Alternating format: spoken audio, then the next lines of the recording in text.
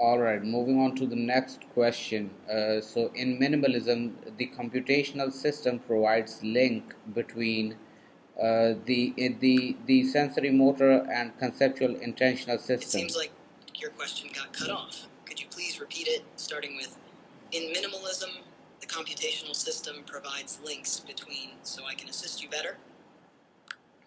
So, in the minimalist Sorry, I'm having issues right now. Could not understand what you said. in the minimalist program, the computational system has been replaced by the computational system provides links between sensory motor and conceptual intentional system. Yes, that is correct. In the minimalist program, developed by Noam Chomsky, the computational system is considered the core part of language, which links two important interfaces: the sensory motor system and the conceptual intentional system. 1. Sensory motor system. This is responsible for how language is produced and perceived, basically speech or sign. It's the part of language that deals with how we physically articulate sounds or gestures and how we hear or see them. 2. Conceptual intentional system. This system deals with meaning and thought. It's about the ideas and intentions that are communicated through language, how we understand and generate concepts. The computational system creates a bridge between these two systems. In other words, it takes the structures generated by the mind, the conceptual intentional system, and makes them ready for physical expression, the sensory motor system, and vice versa. In the minimalist view, the goal is to make this system as simple and efficient as possible, with minimal extra rules or elements. Would you like a more detailed breakdown of how this works, or maybe an example? Yes, a detailed breakdown of how this works with an example. So, an example illustrating its working. Sure.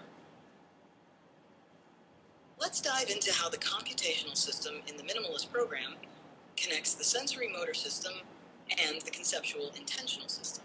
I'll break this down step by step and then provide an example. 1. Conceptual intentional system. This is where the intention to communicate an idea or concept originates. When you want to express something like the idea, the cat is on the mat, the conceptual intentional system generates this thought. This system is concerned with semantics, the meaning behind what you want to say. 2. Computational system. The computational system is the core of grammar, where syntax, the arrangement of words into sentences, takes place. It takes the raw idea from the conceptual intentional system and structures it according to the rules of grammar. This involves several steps, such as merge, combining words into phrases, e.g., combining the and cat into the noun phrase the cat. Move, reordering parts of the sentence if needed, e.g., in a question, is the cat on the mat? The word is moves to the front. The computational system creates a syntactically correct sentence, which can then be processed further. 3. Sensory motor system. Once the computational system has structured the sentence, the sensory motor system is responsible for the phonetics, the physical production of the sentence. This is where the sentence is translated into spoken sounds, or written text, or sign language gestures, depending on the mode of communication. For example, it turns the structured idea, the cat is on the mat, into the sound waves that represent those words when spoken. Example. Let's go through a specific example to illustrate how this works. Step 1. Conceptual intentional system. You have a thought. The cat is on the mat. This idea exists in your mind with a specific meaning. The conceptual intentional system holds this concept and is ready to convey it. Step 2. Computational system. Next, the computational system gets to work. It performs the following actions. Merge. The system combines words into phrases.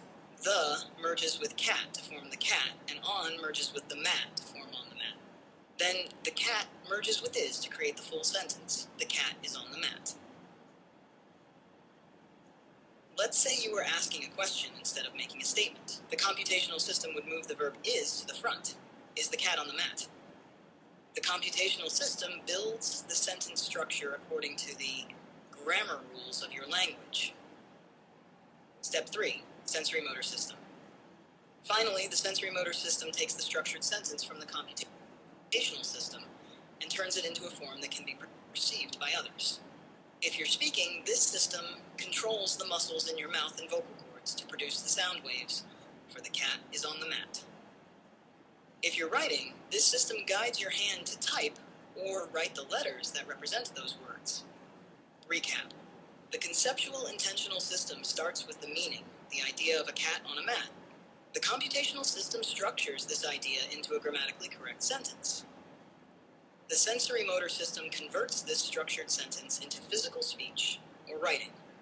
In real life, when you speak or write, this entire process happens almost instantaneously. For instance, when you say, "I love ice cream," your mind has the concept of liking ice cream, conceptual intentional. Your brain structures this into the sentence, "I love ice cream," computational, and then your mouth produces the sound, sensory motor. This system also explains how we can understand sentences when we hear them. The sound waves reach our ears, sensory motor system. The computational system decodes the structure, and the conceptual intentional system extracts the meaning. Example in a more complex sentence. Let's take a more complex sentence. What did John say that Mary bought? You have a thought about what John said regarding Mary's purchase. Computational. The computational system first merges basic units, John, say, Mary, bought, into phrases. Then it moves the word what to the front of the sentence to form the question structure.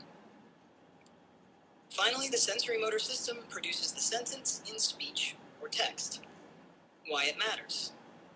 This model explains not only how we produce language, but also how we can understand it, translating abstract ideas into tangible forms of communication, and vice versa.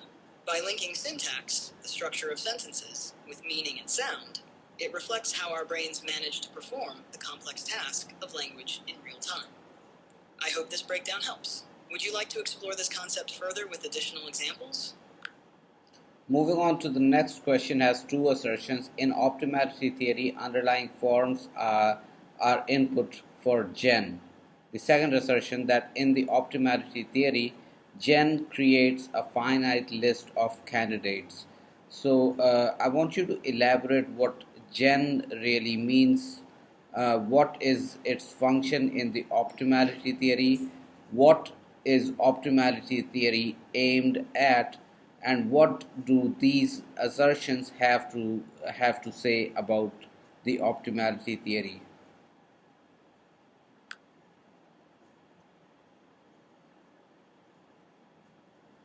Optimality theory, OT, is a framework primarily used in phonology, the study of sound systems in languages, but is also applied to syntax and morphology. It was developed by linguists Prince and Smolensky in the early 1990s. 1993. The core idea of OT is that language forms are generated through the interaction of competing constraints, and the optimal form is chosen based on how well it satisfies these constraints. Now let's focus on the two assertions you mentioned. 1. Underlying forms are input for Gen. For 2. Gen creates a finite list of candidates. What is Gen in optimality theory? Gen stands for generator in optimality theory. Its role is to take an underlying form, the abstract mental representation of a word or phrase, as input and then generate a set of possible candidates. These candidates represent different possible surface forms of the word or phrase, how the word might be pronounced or structured in a given language. For example, if the underlying form is a word like cat, Gen might generate candidates that include the correct form cat, as well as incorrect forms like cad, cat, or cats. Function of Gen. The function of Gen is to create a finite list of candidates for each underlying form. These candidates represent all the possible ways the word could be realized in spoken or written form, according to the phonological rules of the language. Once Gen has generated this list of candidates, the eval evaluator component of OT steps in. Eval is responsible for choosing the optimal candidate from the list generated by Gen. It does this by applying a hierarchy of constraints. What is optimality theory aimed at? Optimality theory is aimed at explaining how speakers of a language choose the correct form of a word or phrase out of a set of possible candidates. The key idea is that this process is constraint-based. Constraints in OT are divided into two types: markedness constraints. These constraints prefer simpler, less marked forms. For example, in many languages, simpler consonants like t are preferred over more complex consonants like the chick sound. Faithfulness constraints. These constraints prefer forms that stay faithful to the underlying form. In other words, they favor forms that preserve all the original sounds in the underlying form without changing them.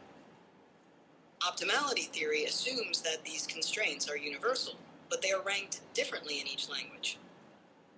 The ranking determines which constraints are more important in choosing the optimal form. 4. Elaboration on the two assertions. First assertion: underlying forms are input for Gen. This means that the process starts with an abstract form in the speaker's mind, the underlying form. For example, in English, the word dogs has an underlying form that represents the plural concept before it's pronounced. Gen takes this form and generates all possible ways the plural could be pronounced, e.g. dogs, dogs, etc. Second assertion: Gen creates a finite list of candidates. After taking the underlying form as input, Gen creates a finite list of potential surface forms, or candidates, that could be possible pronunciations or structures. The list is finite because language has a limited number of sounds or structures that follow the rules of that language. Once this list is created, the next step eval will determine which candidate is the best fit by ranking the constraints.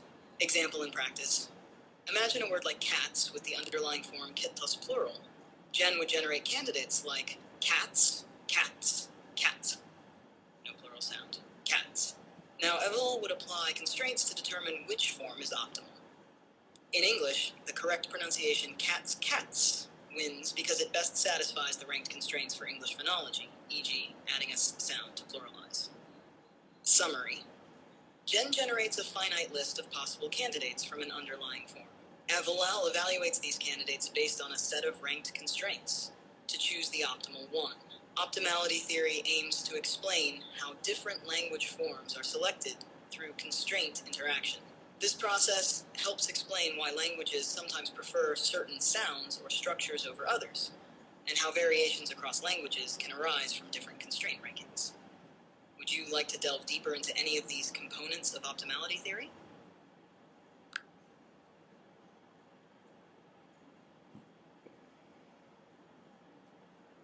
So the second assertion is incorrect because it says that in optimality theory, Gen creates a finite list of candidates. This is an incorrect statement.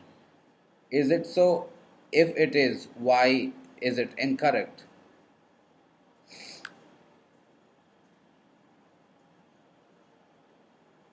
The second assertion that Gen creates a finite list of candidates is incorrect because, in optimality theory, Gen, the generator, actually produces an infinite list of candidates, not a finite one. Why is this incorrect? 1. Gen produces an infinite number of candidates. In theory, Gen generates every possible candidate that could satisfy the underlying form. These candidates include even the most improbable or unlikely forms. The idea is that language users consider all possible forms, no matter how far-fetched they might be, before choosing the best one through constraint evaluation. This means the list of potential candidates is virtually unlimited, hence infinite. 2. Eval filters out the candidates.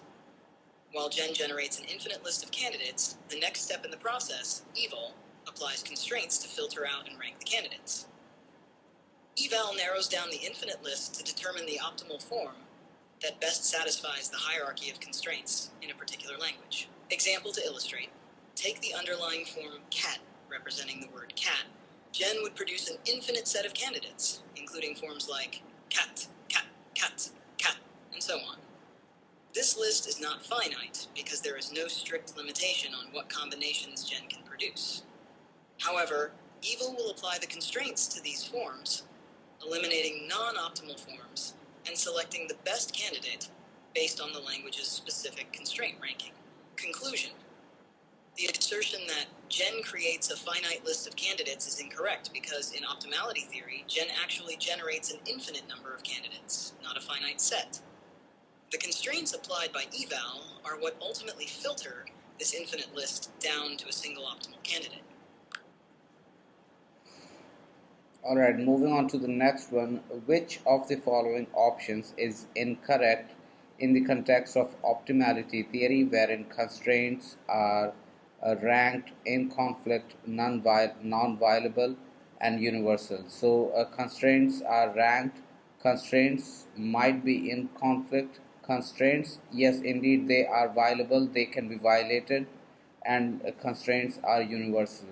So please explain how the constraints are ranked, the constraints are in conflict, and the constraints are universal, and the constraints are actually they can be violated in actual utterances.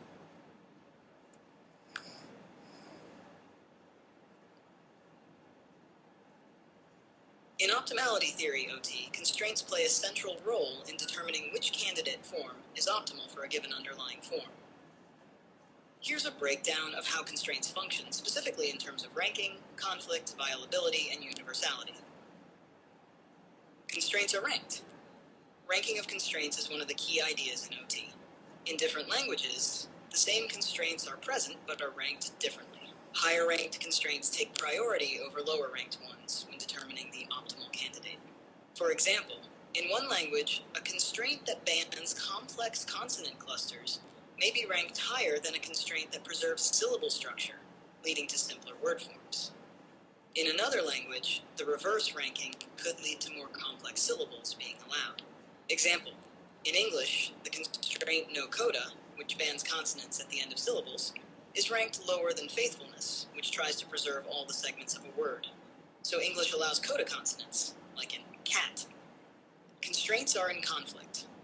In OT, constraints can be in conflict, meaning that satisfying one constraint might involve violating another. The optimal candidate is the one that best satisfies the highest ranked constraints, even if it violates lower ranked constraints. This is why no candidate can perfectly satisfy all constraints at once. The tension between constraints creates variation in the possible forms across different languages.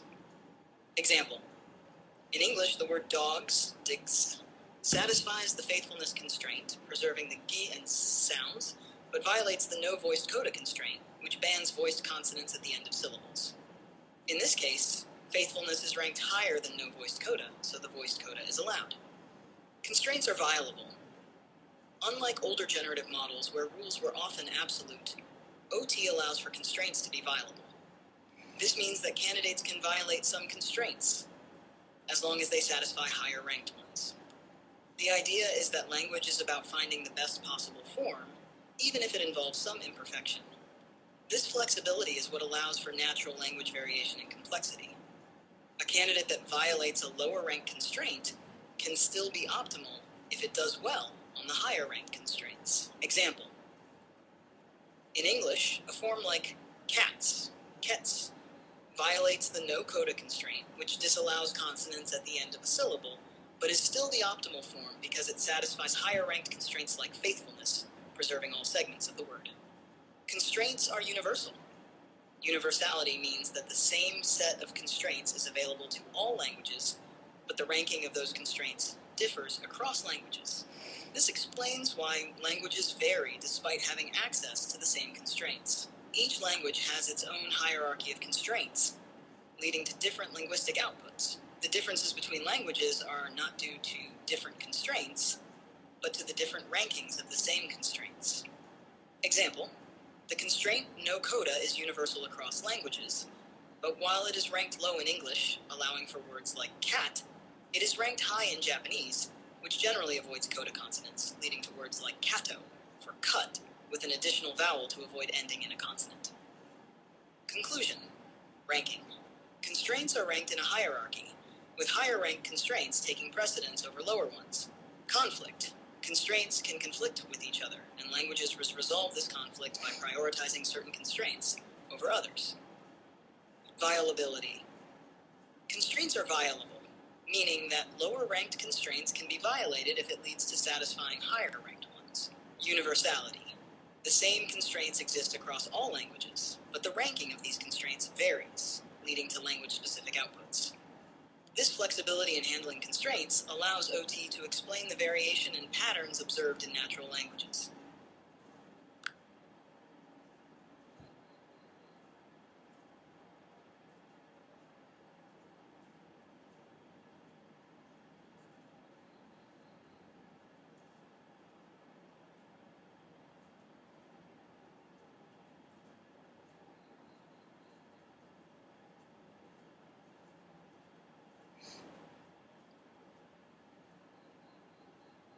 Could you please simplify the explanation for the ranking of the constraints?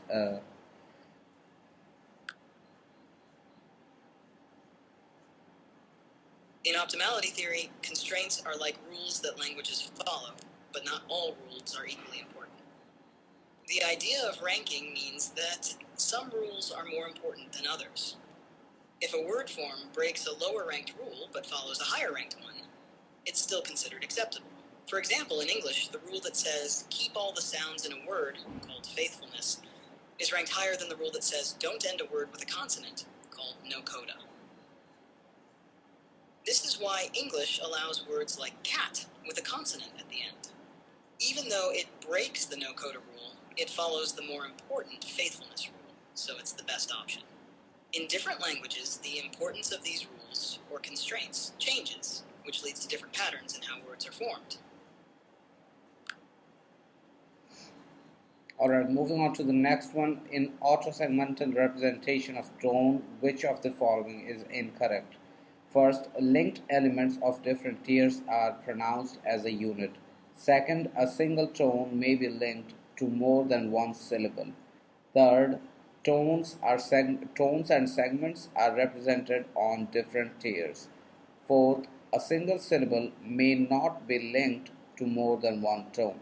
So, a single syllable may not be linked to more than one tone is incorrect a single because a single tone can be linked to more than one syllable. So it is quite understandable that a single syllable will be linked to more than one tone. Now, linked elements of different tiers are pronounced as a unit. I don't have much idea, but I think I missed out on some important explanation. So I will start again because it's just a killer of time.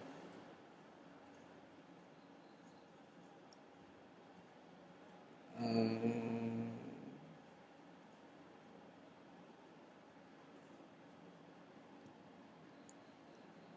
could you please restart with the explanation of the same question?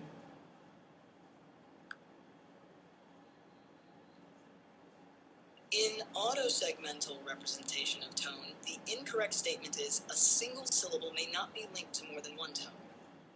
In autosegmental phonology, tones and segments are represented on different tiers, meaning that pitch and segmental features, like consonants and vowels, are handled separately. This separation allows for greater flexibility in representing tonal patterns. Specifically, it is possible for a single syllable to be linked to more than one tone.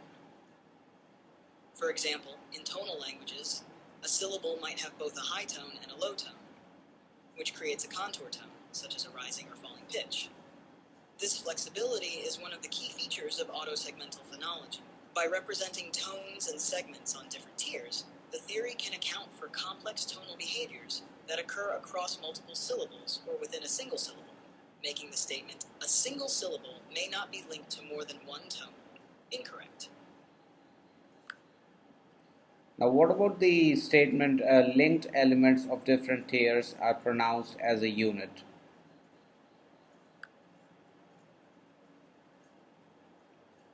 The statement linked elements of different tiers are pronounced as a unit is correct in the context of autosegmental phonology. In autosegmental phonology, the different tiers, like the tone tier and the segmental tier, represent different features of speech, such as tone or individual sounds, consonants and vowels. When elements from different tiers are linked, they combined form the full pronunciation of a segment. For instance, a consonant and a vowel from the segmental tier, when linked with a tone from the tonal tier, are pronounced together as a single unit.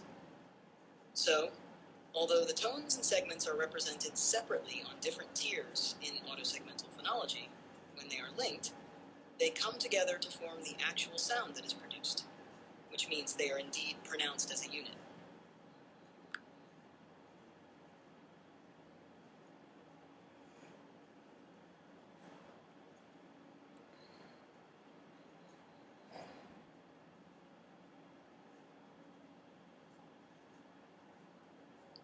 Now, the next is in the context of segmental phonology, which of the following statements is incorrect? First, no feature may appear on more than one tier.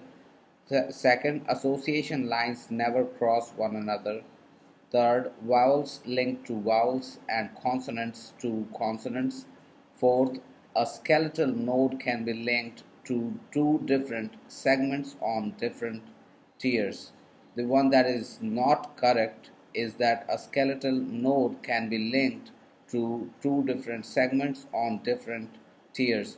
Now, please explain each of these statements one by one in detail on what they really mean in the context of autosegmental phonology.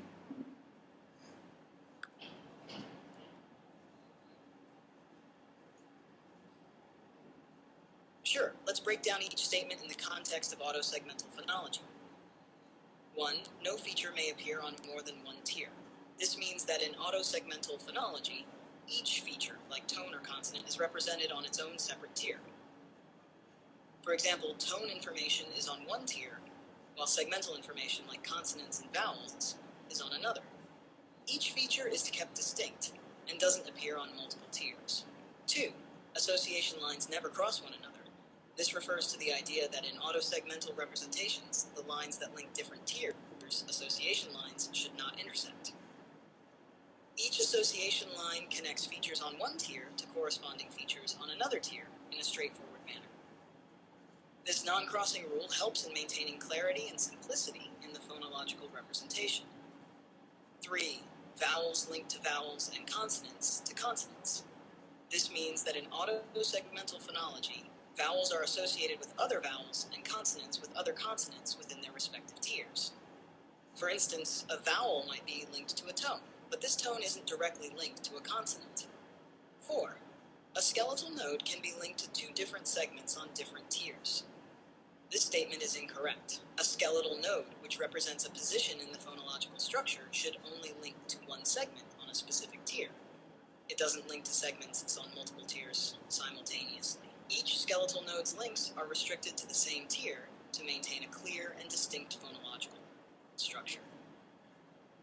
So, the incorrect statement here is the last one, as it contradicts the principle that a skeletal node links to segments on the same tier.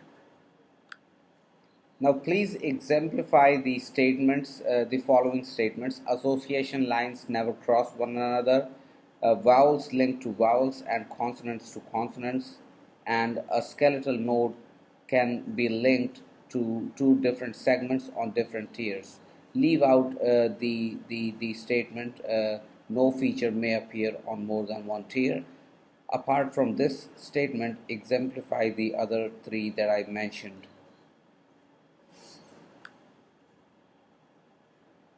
Certainly. Let's look at each statement with examples. 1. Association lines never cross one another.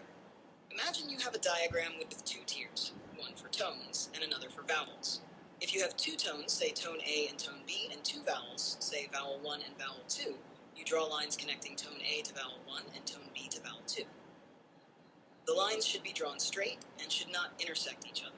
For example, if tone A and vowel 1 are linked, and tone B and vowel 2 are linked, the lines connecting these should be parallel and clear, ensuring they don't cross. 2. Vowels link to vowels and consonants to consonants. Suppose you have a representation where vowel 1 is associated with a specific tone. In this system, you wouldn't see vowel 1 linking directly to a consonant. For instance, if you have a vowel tier with vowel 1 and vowel 2, and a consonant tier with consonant A and consonant B, you will only see vowels linking to vowels, like vowel 1 to tone 1, and consonants linking to consonants, like consonant A to tone 2, not mixing them. 3. A skeletal node can be linked to two different segments on different tiers. This statement is incorrect in the context of autosegmental phonology. If you had a skeletal node representing a syllable position, it should only link to a segment on the same tier.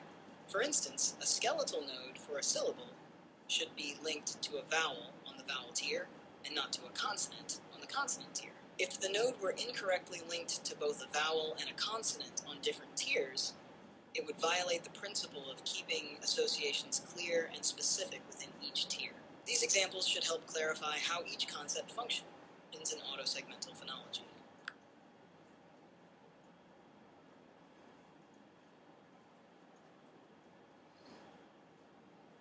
Alright, now moving on to the next question has two assertions. First, prosodic phonology studies linguistic characteristics of stress, intonation, and quantity. Second, prosodic phonology also studies speech tempo and rhythm. So both of these assertions are false as far as I know, but please explain what why these statements are false, and what does the prosodic phonology actually study? How does it study? Please explain the mechanism as well.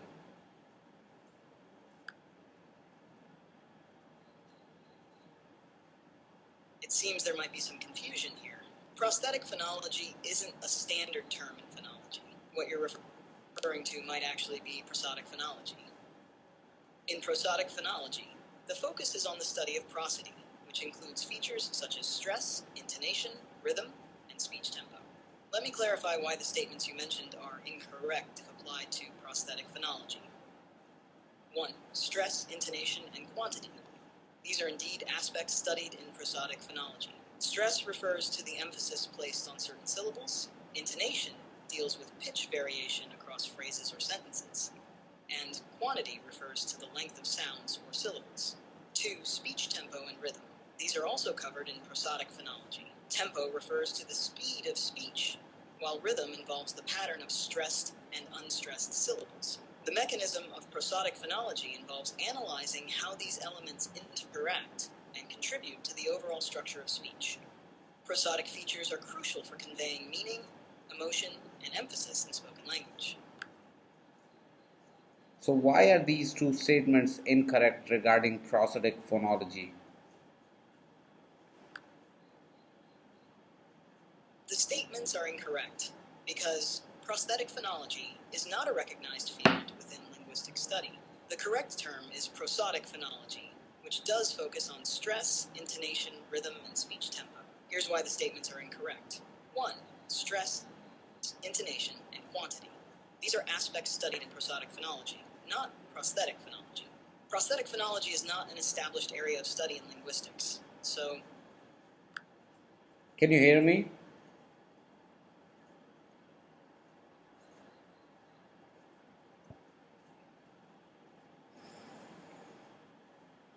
I said prosodic phonology, not prosthetic phonology.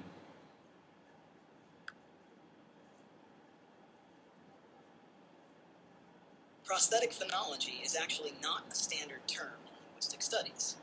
It seems like there might be a mix-up with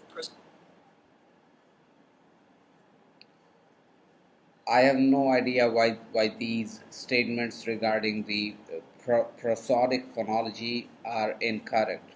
Prosodic phonology studies linguistic characteristics of stress, intonation, and quantity.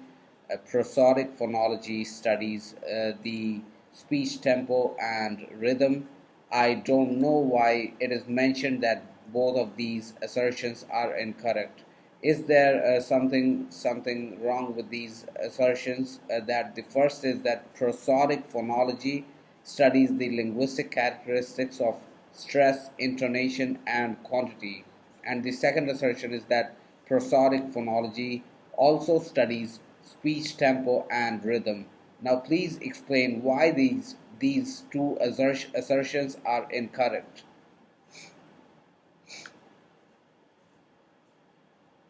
Actually, both assertions about prosodic phonology are correct. Prosodic phonology does indeed study linguistic characteristics such as stress, intonation, rhythm, and speech tempo. If these statements are marked as incorrect, it could be due to confusion or a misinterpretation in the source material. To clarify, prosodic phonology focuses on how these elements function in language to convey meaning and structure. It analyzes how stress patterns, intonation, rhythm, and tempo contribute to the organization and interpretation of spoken language. So both statements accurately reflect the scope of prosodic phonology. All right, moving on to the next question. The first assertion is that hegemonic masculinity. Hegemonic is explained as Hegemonic. Hegemonic masculinity is one of the concerns of gender and language study. Second assertion is that the study beyond masculinities and femininities is also the concern of gender and language study. Now, both of these assertions should be correct. Please explain this terminology, hegemonic masculinity, and what this really means in the context of gender and language study, and what do these two assertions really mean?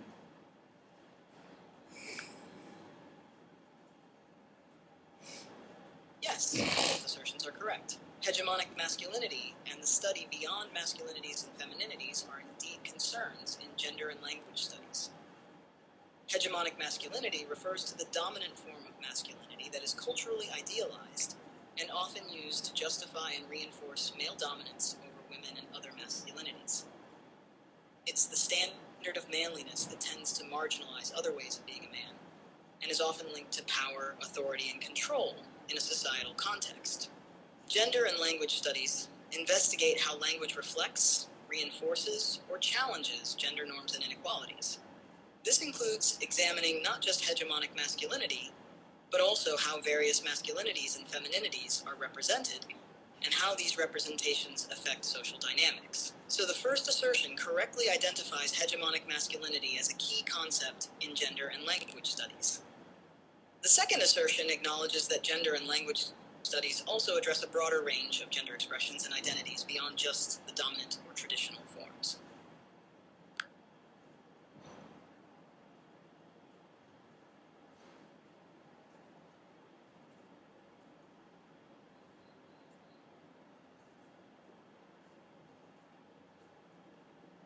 What does it mean when it says that it studies things beyond?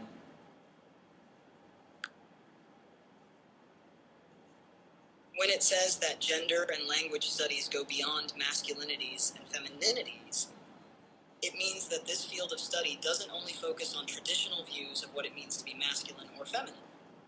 Instead, it explores a wider range of gender identities and expressions, including how people experience and express their gender in ways that don't fit neatly into conventional categories. It looks at diverse gender experiences and how these are represented and understood in language and society. All right, moving on to the next question has code mixing and code switching. So, code mixing and code switching are natural phenomena in the life of bilinguals.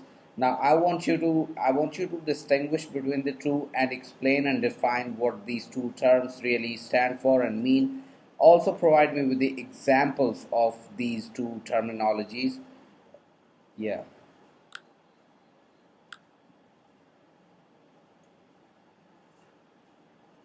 Code mixing and code switching both involve using more than one language in conversation, but they differ in their nature and context.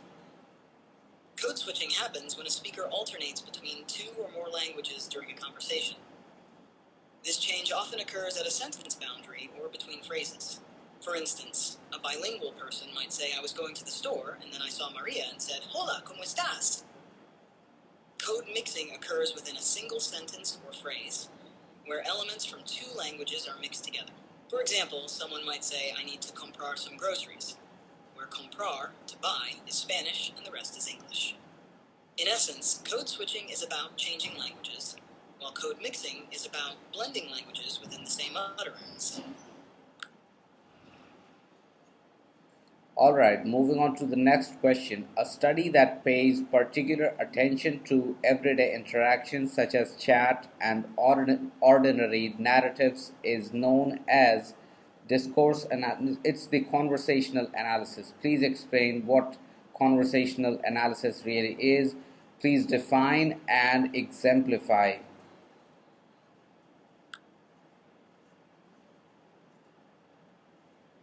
Conversational analysis is a method used to study the structure and organization of everyday conversations. It focuses on how people manage interactions, such as taking turns, making repairs, and using various conversational strategies to maintain the flow of talk. For example, if two friends are chatting and one says, "I went to the new cafe yesterday," and the other responds, "Oh, really? How was it?" Conversational analysis would look at how these responses help manage the conversation. It examines how turns are taken, how people signal that they are finished speaking, and how they ask questions or provide feedback. Essentially, conversational analysis seeks to understand the rules and patterns that govern everyday talk and how people use language to interact effectively in social settings. Alright, moving on to the next question. A rank structure view of discourse was developed by Sinclair and Coulthard. Now, please explain what this really means. What is rank structure view of discourse? When did Sinclair and Coulthard, they develop this rank structure thing?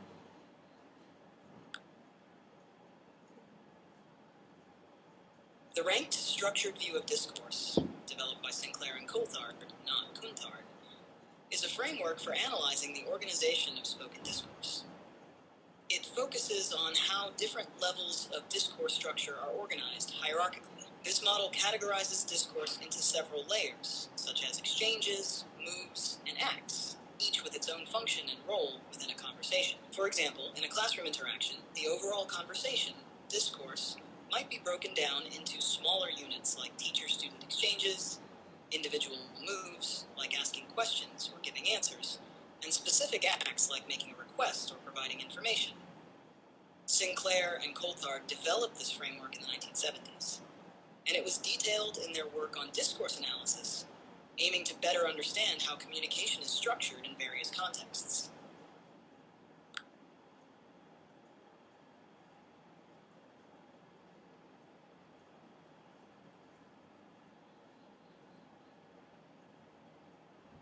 Moving on to the next question. Can I have a cup of coffee, please?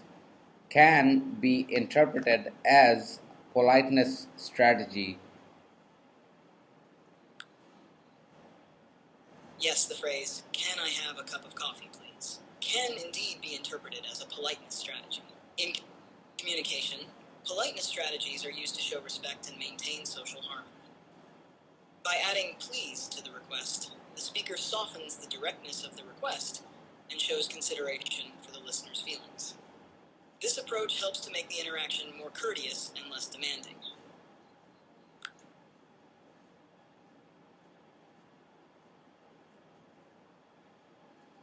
Alright, moving on to the next, has two assertions. First, aphasia is a communication disorder that results from damage to the parts of the brain which contain language.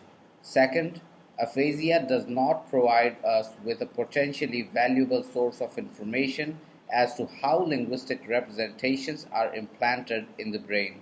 So first is true, but the second statement is not true.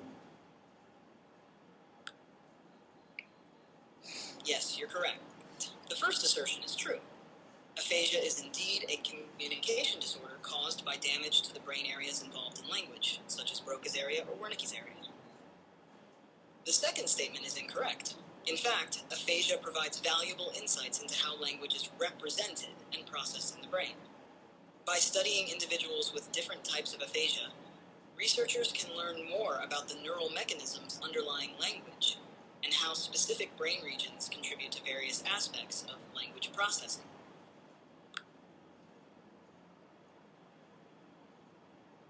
Now, the next question has two assertions again. First, non-words must be read entirely through phonologically mediated route or route.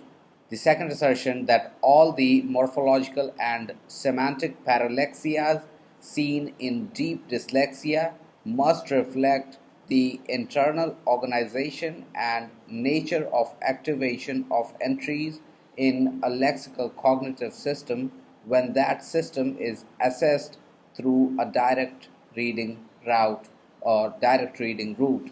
Now, Go ahead and explain both of these assertions, what they really mean, what is semantic parallaxia, what is deep dyslexia.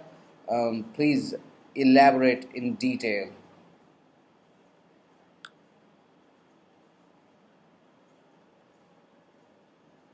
Let's break down the assertions and concepts. 1. Non-words and phonological root. Non-words are made-up words that don't exist in the language, but follow phonetic rules.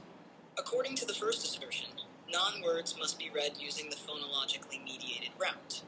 This means that to read non-words, you rely on sounding them out based on phonetic rules, because they don't have a known meaning or stored representation in your mental lexicon. 2. Deep dyslexia and morphological semantic parallaxia. Deep dyslexia is a reading disorder where individuals have difficulty with reading non-words and often make errors in reading real words, especially when those words are abstract or function words. It involves problems with the phonological route, meaning people with deep dyslexia struggle to use phonetic rules to decode words. Morphological parallaxia. This refers to errors related to the structure of words, where people may misread words based on their form rather than their meaning. Semantic parallaxia. This involves errors where the person reads a word with a related but incorrect meaning, reflecting problems in understanding word meaning and its relation to the phonological representation.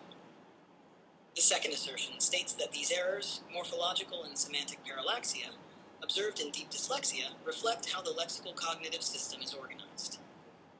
Specifically, it implies that these errors occur because the system doesn't function properly when using the direct reading route, which involves accessing a stored representation of a word directly.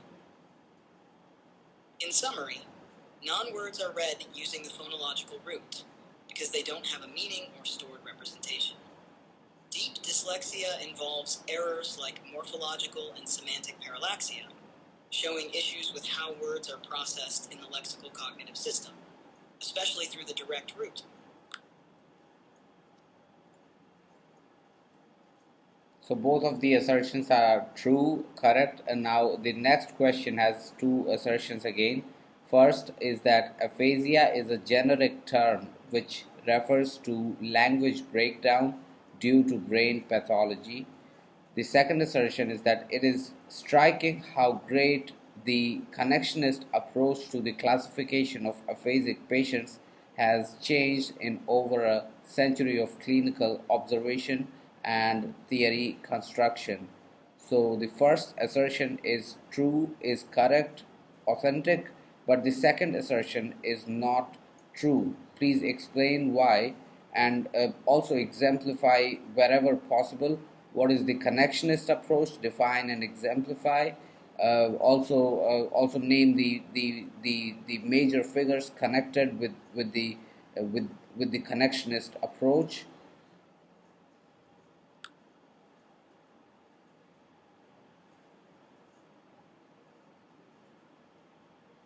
Here's a breakdown of the assertions and the connectionist approach. 1. Aphasia. The first assertion is correct. Aphasia is indeed a general term for language disorders caused by brain damage. This can include difficulties with speaking, understanding, reading, or writing, depending on which part of the brain is affected. 2. Connectionist approach. The second assertion suggests that the connectionist approach to classifying aphasic patients has evolved significantly over the past century. This is not accurate. While the connectionist approach has made contributions, the evolution of classification in aphasiology hasn't dramatically changed over the past 100 years. Here's why. Connectionist approach. This model focuses on how brain functions and language processing are related through networks of neurons. It views language deficits as resulting from disruptions in these neural networks rather than specific brain areas. Major figures. Notable figures associated with the connectionist approach include David Marr, who worked on the computational theory of vision and neural processing, and Jerry Fodor, who contributed to the understanding of modularity in cognitive processes, though their work wasn't exclusively on aphasia. Example. For instance, if damage affects a specific network involved in processing verbs, a person might have trouble with verb usage, while other aspects of language remain intact. This reflects a connectionist view of how language processing relies on interconnected neural systems. In summary, while aphasia is correctly described by the first assertion, the connectionist approach has not led to a dramatic shift in classification methods over the past century, contrary to the second assertion. So the first assertion is correct, but the second assertion is not correct. Now moving on to the next question. Dyslexia characterized by errors closely related to the form of the target word and reading non-real words as real is certainly deep is surface dyslexia actually. So please explain the characteristics of surface dyslexia and detail on what all does this include.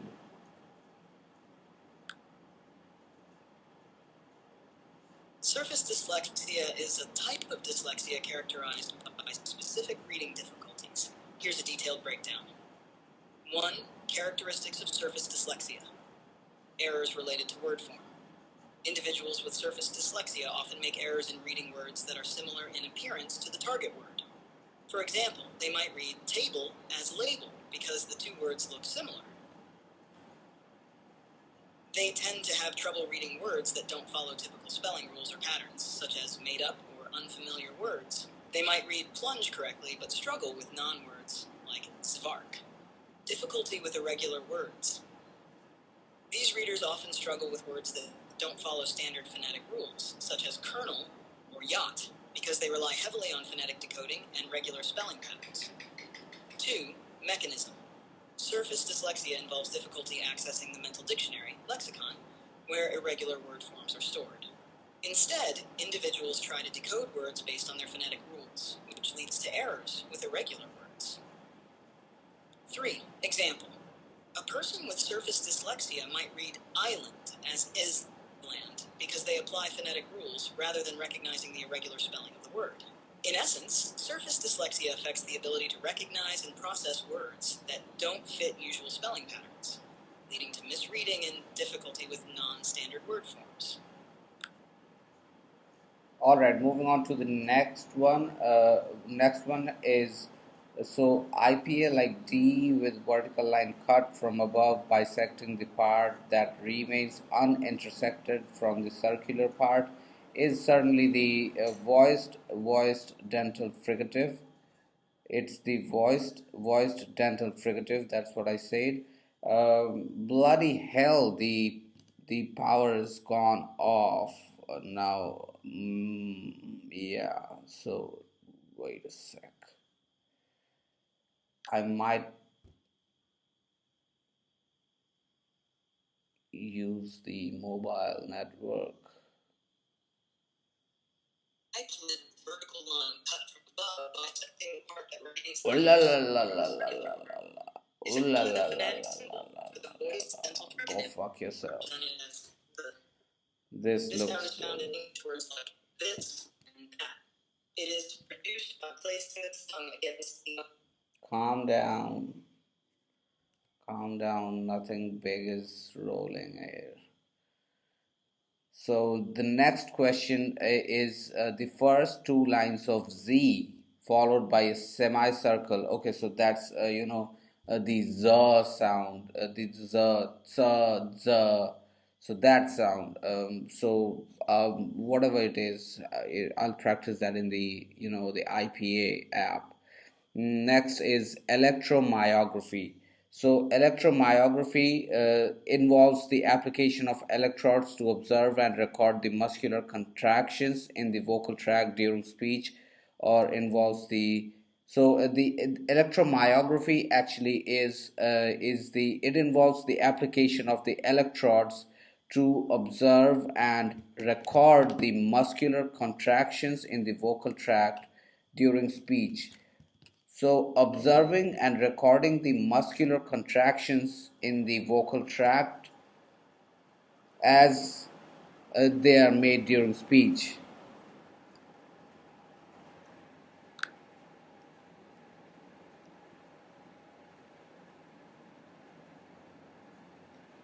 Pobre conexión.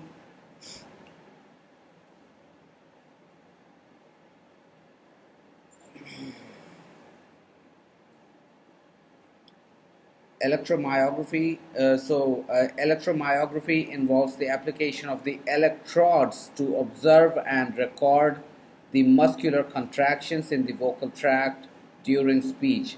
Now, what I want you to do is, I want you to elaborate more on what I want you to create like a scenario sort of thing, like a movie scene, or some sort of scene where electromyography is being performed by a group of doctors or experts on a patient, and then they have certain findings. The application of electrodes is done in that scenario. So can you do that? Can you explain that scenario to me? Pobre conexión. Sure. Imagine a scene is New York Speech Clinic. Scene, speech clinic. Setting, a modern, well-lit clinic with advanced equipment. The patient sitting comfortably in a reclined chair, surrounded by a team of speech-language pathologists and technicians. Characters: Dr. Smith, a speech-language pathologist, Dr. Jones, an electromyography specialist, and the patient. So, do I have a good explanation of it?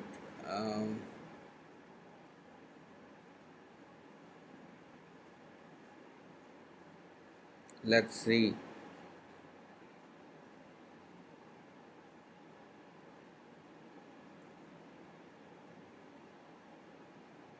There isn't really an explanation for it available as of yet, but it will soon come, because a GPT takes some time to process the speech into text and send it. So I only have what I sent to GPT, not the copy that GPT sent back to me. So I think it's going to take some time before everything is fixed. But let's see. The real problem here is that the Wi-Fi got cut off. That's a problem. That's a problem. And I'm being too gentle with my words. But look, this is what is happening.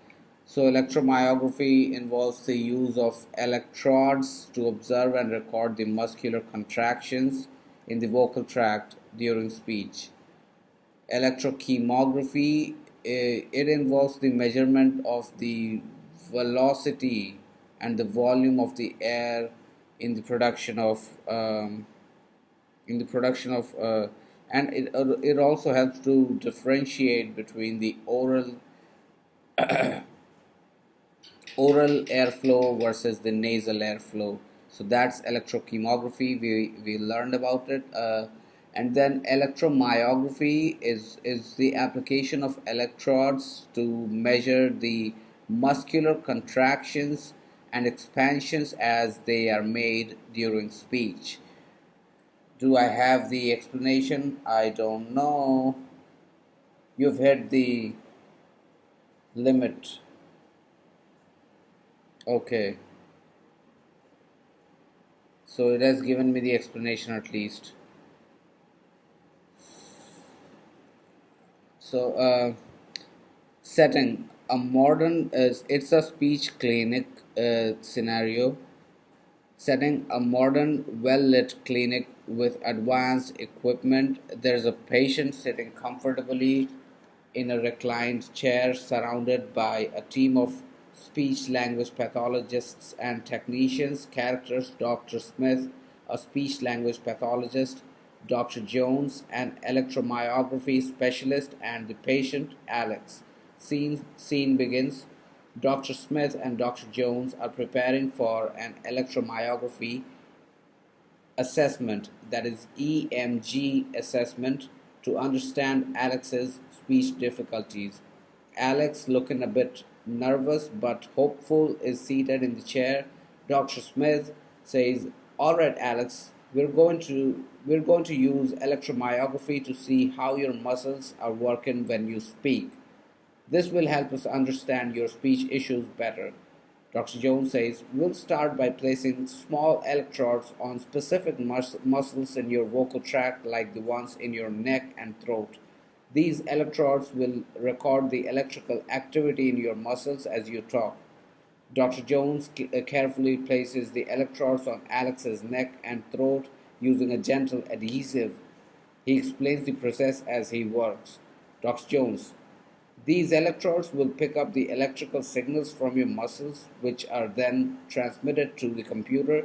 We'll ask you to say a few sentences while we monitor the recordings.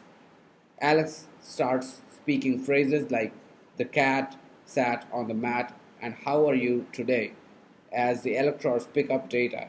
The computer screen displays real-time graph and readings of the muscle activity. Dr. Smith, we're looking at the graphs to see if there's any unusual pattern in the muscle contractions. This helps us understand if your speech issues are due to muscle weakness, coordination problems, or other factors. As Alex speaks, the team observes the data. They notice that the muscle activity in Alex's throat shows irregular patterns when he pronounces certain sounds. Dr. Jones says, it looks like there are some irregular muscle contractions when you say S and T sounds. This might be contributing to difficulties you're experiencing.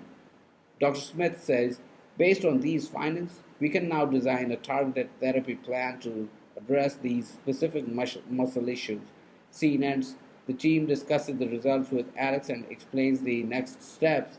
Alex feels reassured knowing that the data from the EMG will help in tailoring a more effective treatment plan.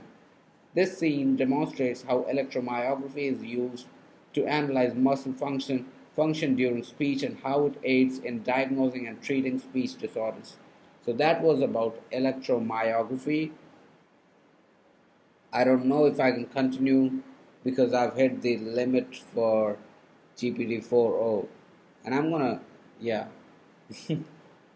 So that's about the electromyography thing. Let's move on to sound spectrography.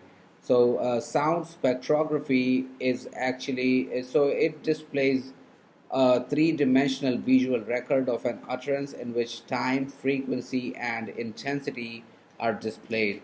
So what I want you to do is I want you to prepare a scene just like you did for electromyography. So a patient, a few couple of doctors, and then they're operating the patient and they're examining the effects of sound spectrography. So they are checking how it displays a three-dimensional visual record of an utterance in which time, frequency, and intensity are displayed.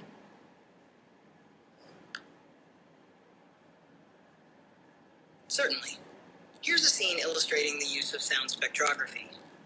Scene: the Advanced Speech Analysis Lab. Setting: a high-tech speech analysis lab filled with advanced equipment and screens.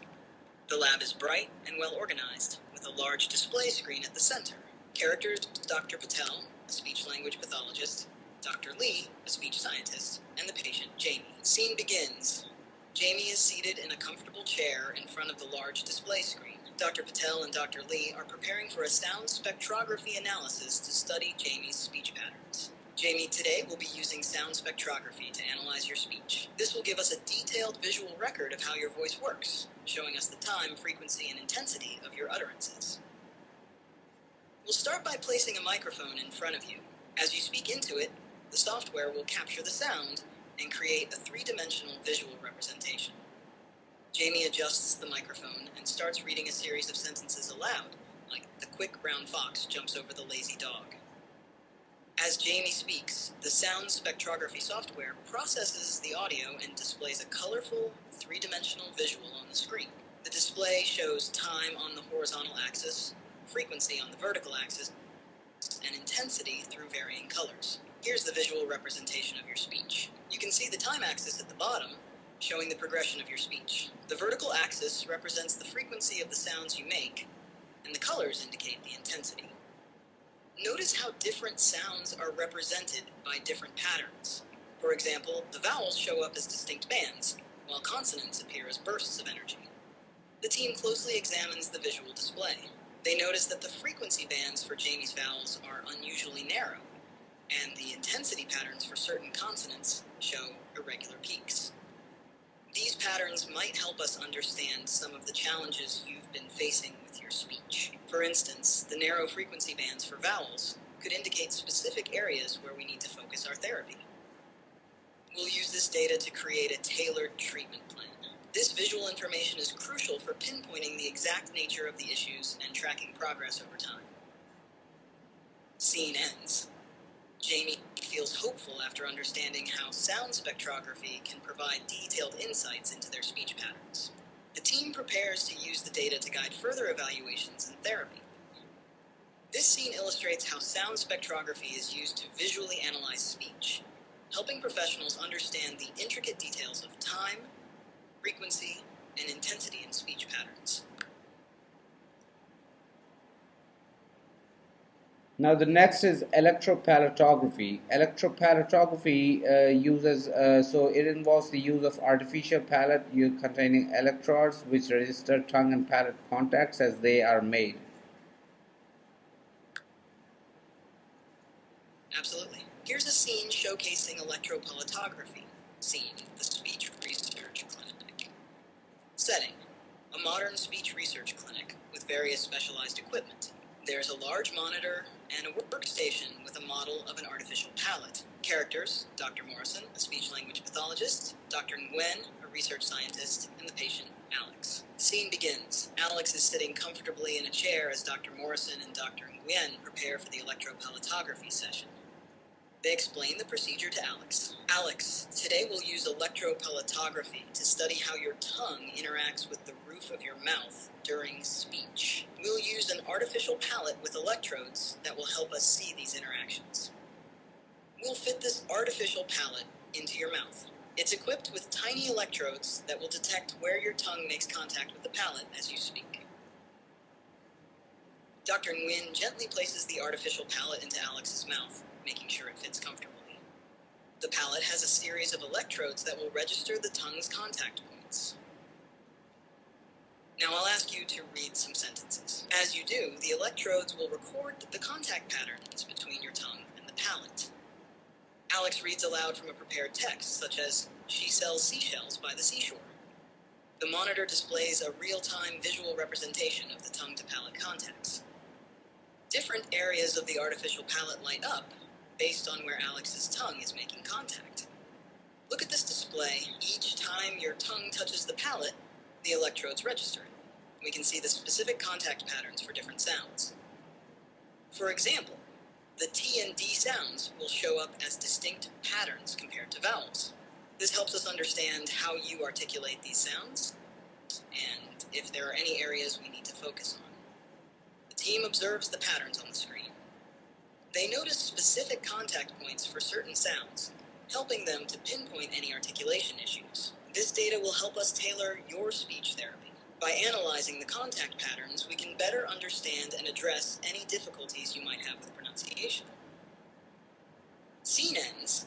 Alex feels reassured, knowing that the electropalatography data will provide valuable insights into their speech. The team prepares to use the findings to develop a targeted therapy plan.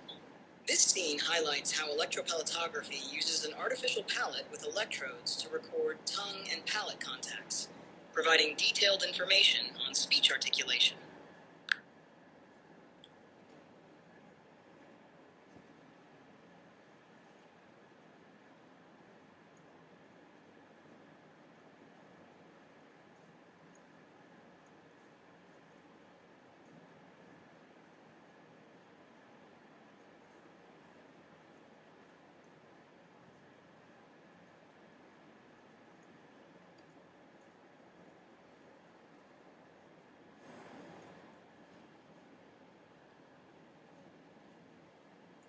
Alright, so the next is the sighing of trees. Sighing. I don't know how to read this word. Sighing of trees. This is personification. It seems like there might be a mix-up. The term sign of trees doesn't directly relate to personification. Personification is a literary device where human qualities are attributed to non-human entities. For example, saying, "The wind whispered through the trees," is personification because it gives the wind a human-like ability to whisper. If you meant something else, like the specific term sign of trees, or if there's another context, please let me know.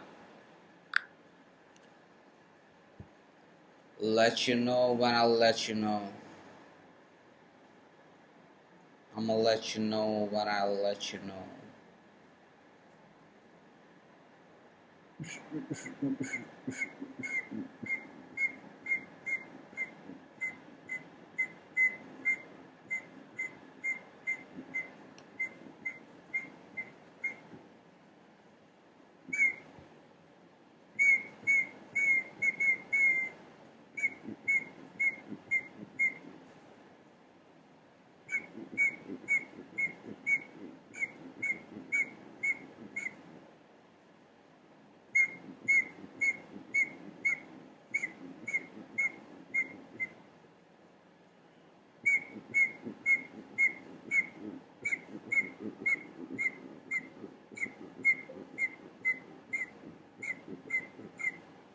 You're out of uploads. I don't need to upload anything. I just need to paste.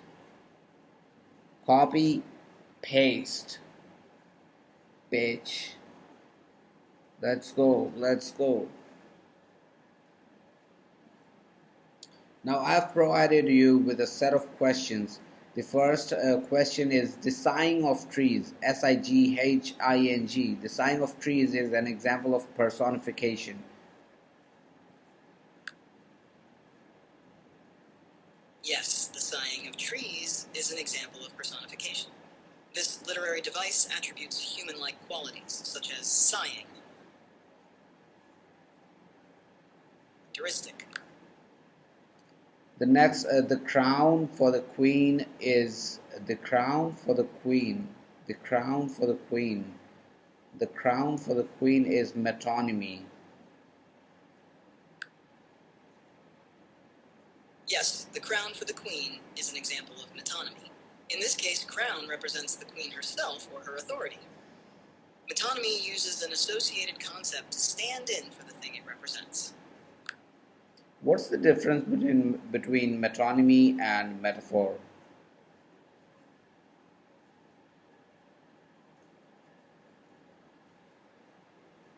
Can you hear me?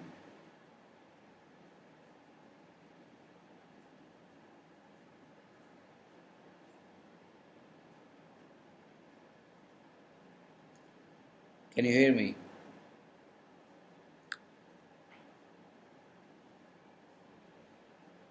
Yes, hair could be used as a metonymy in phrases like a head of hair to represent the person as a whole. For example, saying the hare walked in could imply that a specific person known for their hair has entered. What's the difference between metonymy and metaphor? A metaphor and metonymy are both figures of speech, but they work differently. A metaphor implies a comparison between two unrelated things by stating one thing is another, like time is a thief, suggesting that time steals moments from our lives. Metonymy, on the other hand, uses a related term to stand for something else. For instance, the crown refers to the authority of a king or queen, not the physical object. It's about a direct association rather than a comparison. Bittersweet symphony, that's life.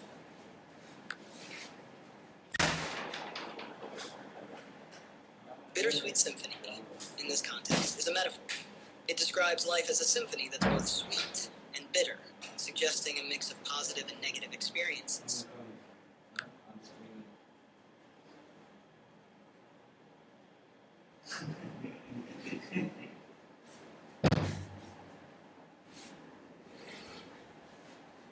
So bittersweet is an example of oxymoron where two contrasting terms are used together.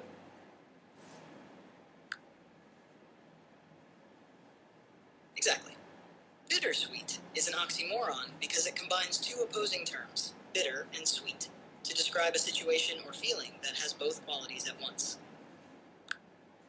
The next, dominant bilingual. Dominant bilingual is the using second language with greater fluency than the native language. No, in the case of dominant bilinguals, speakers are more proficient in one language than in the other, but using second language with greater fluency than the native language is something else, but not dominant bilingual.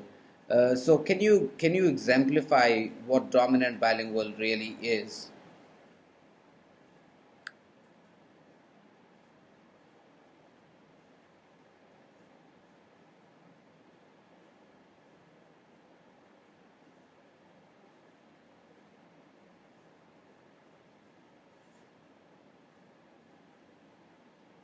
You're right.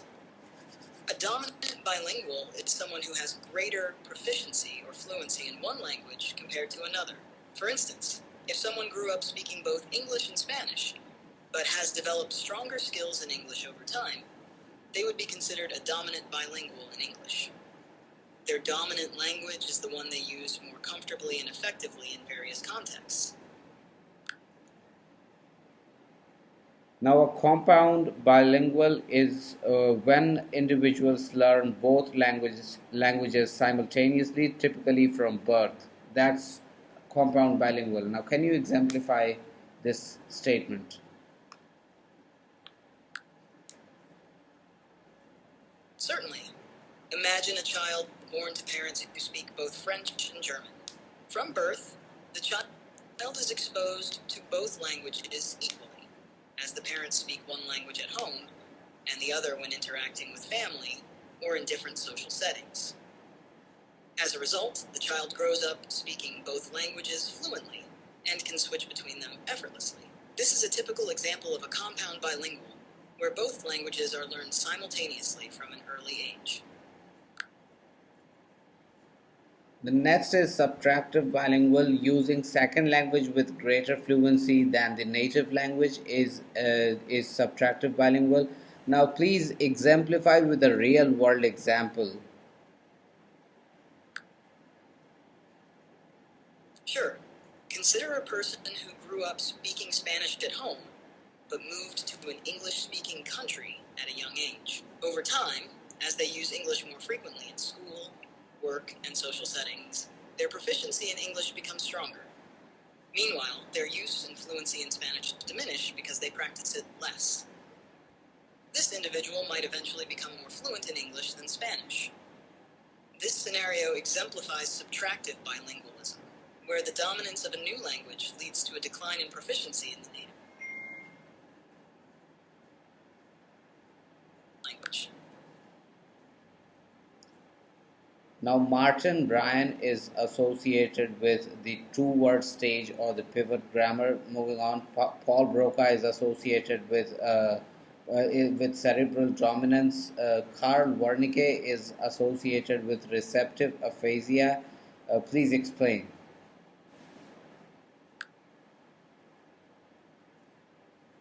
Martin Bryan is known for his work on the two-word stage in language development, where young children start combining words into simple two-word phrases, such as want cookie or big truck. Want Paul Broca cookie. is associated with cerebral Really? dominance Want because cookie. of Broca's area in the brain, which is crucial for speech production. Damage to this area can lead to Broca's aphasia, characterized by difficulty in forming grammatically correct sentences. Carl Wernicke is associated with receptive aphasia, also known as Wernicke's aphasia. This condition involves difficulty in understanding spoken or written language, often resulting in fluent but nonsensical speech. Wernicke's area, located in the left temporal lobe, is involved in language comprehension.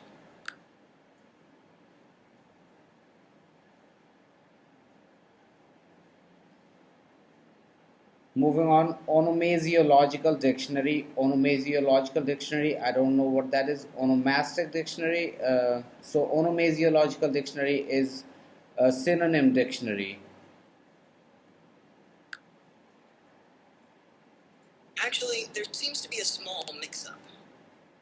The correct term is onomasiological dictionary, which is a type of synonym dictionary. It organizes words based on concepts or ideas, helping users find synonyms by looking up a particular concept. Onomastic dictionary. Onomastic dictionary correlates with biographical dictionary. Yes, that's correct. An onomastic dictionary is a type of biographical dictionary. It focuses on proper names, such as names of people, places, or institutions, and provides information about them. What is retrograde dictionary? RETROGRADE. Retrograde dictionary.